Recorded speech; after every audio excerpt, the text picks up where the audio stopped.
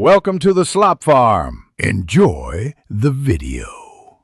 In this video, I will show you how to make a delightful tiramisu cake without ladyfingers. Instead, we'll use a simple sponge cake or pound cake as our base, which is surprisingly easy to prepare. This method ensures a sturdy and flavorful foundation for your dessert. We'll cover all the essential ingredients and steps to create a truly authentic taste, even with this clever substitution. Get ready for a delicious treat.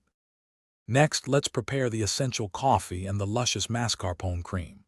Brew a strong cup of espresso or coffee and allow it to cool completely. This is crucial for the cake's texture.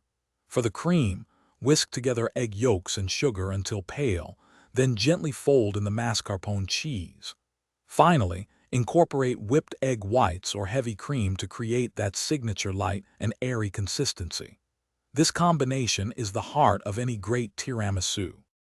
Now for the exciting part, assembling your tiramisu.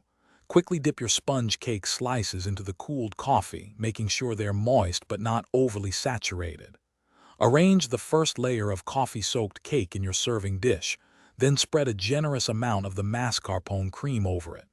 Repeat this process, creating beautiful layers, and finish with a smooth, even top layer of cream. Almost there. The final step is patience. Refrigerate your tiramisu for a minimum of 4 hours, but ideally overnight, to allow the flavors to meld beautifully and the cake to set. Just before serving, dust the top generously with unsweetened cocoa powder for that iconic look and a touch of bitterness. You can also add chocolate shavings or fresh berries for extra flair.